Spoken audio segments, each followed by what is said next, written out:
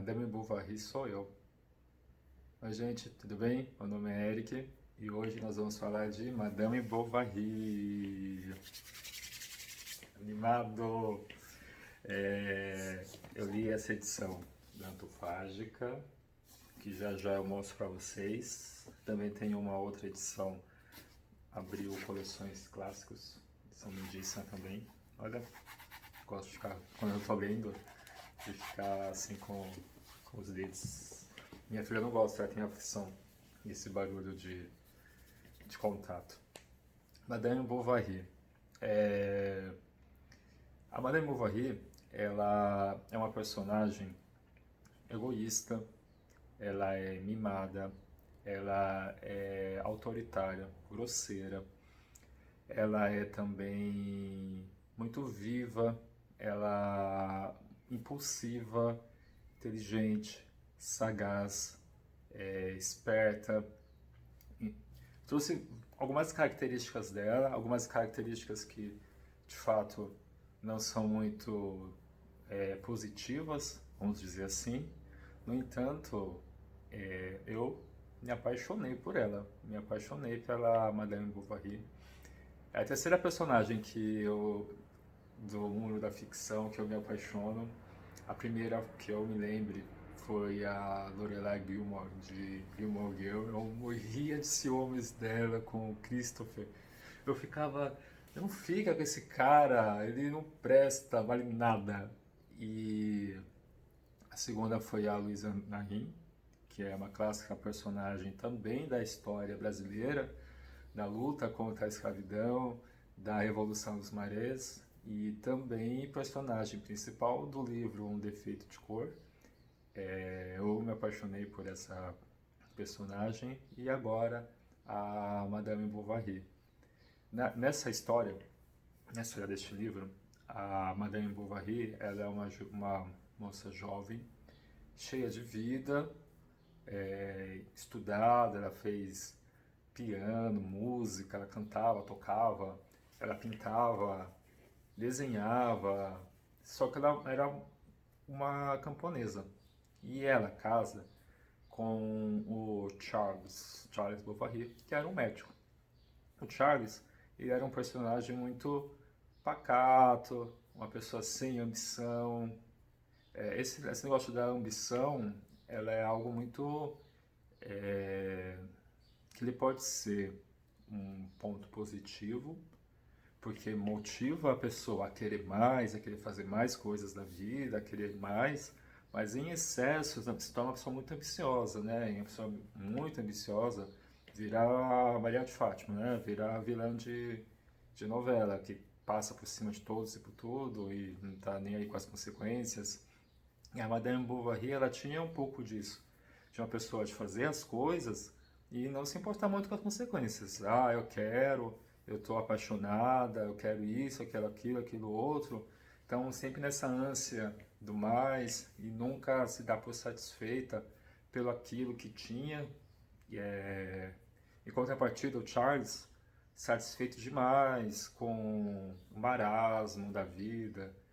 Eu vou fazer um outro vídeo depois, espero que nessa semana, comparando a Madame Bovary com outro livro que eu li, a Mária, do Felicidade Conjugal. Acho que cabe também um pouco da Rory Gilmore e Anna Karenina. Tem algumas coisas nelas que conversam entre si, e numa pesquisa que eu fiz, a Virginia Woolf pode nos dar à luz um pouco sobre a relação dessas mulheres e das mulheres nesse período histórico, menos a Rory, que ela é nossa contemporânea, sobre o porquê dessas atitudes que elas tomam, atitudes que, sob um ponto de vista, não são atitudes legais, não são atitudes éticas, são atitudes questionáveis.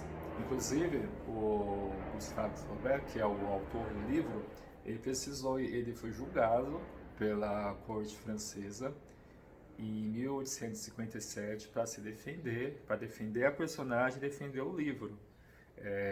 o livro ele foi lançado em capítulos numa revista. E conforme a trama foi avançando, quando chegou ao conhecimento de alguns conservadores, disseram: opa, opa, opa, pera aí, que é isso? Isso não pode, como assim a mulher ter desejos? Como assim a mulher ser adúltera? Não, isso está errado. Né? Um dos diversos questionamentos foi de que o livro pudesse incentivar e cultivar esses pensamentos nas mulheres, que elas pudessem agir de uma forma que eles consideravam ruins, né? Forma deplorável. Agir como muitos homens agem até hoje, né? Bom, vou mostrar aqui para vocês os livros. Eu vou começar por esse aqui. É uma edição muito boa, muito bem feita, muito bem traduzida. É um livro antigo, como eu já falei, Abril Coleções. Não tem muita coisa para mostrar, né? Mas é um livro que eu gosto. Essa edição, eu fiz um vídeo sobre Abril Coleções, porque eu tenho alguns outros livros que eu quero contar para vocês a história de como que surgiu essas coleções e que fim deu, quais que eu tenho. Gosto. E esse aqui. Era para ser uma leitura que fosse se espalhar por um tempo, só que eu fiquei apaixonado, então eu só conseguia ler, só queria saber o que ia acontecer, para onde que isso ia, queria tudo. Vou falar para vocês o nome da artista aqui, Maria Flecha. Trabalho de uma delicadeza ímpar. E é muito difícil fazer isso que ela fez, que eu acho que isso é aquarela. E de você perceber a diferença entre os tons e os aspectos de profundidade sem utilizar outras cores, né? Ela só usa o mesmo tom. Olha isso, o mesmo tom não, tons diferentes da mesma cor. Eu deixei uma marca-página aqui para mostrar. Acho que tem mais uma. Quando eu estava decidindo em parar de ler, eu vi esse aqui, ó. Tá vendo? Ela aqui deitada. E alguém deitado em cima dela. Eu falei, não, eu quero saber o que é isso. Ai, Madame Bovary, viu? Grande livro, um grande clássico que eu indico demais. É isso, meus amigos. Nos falamos em breve e até a próxima.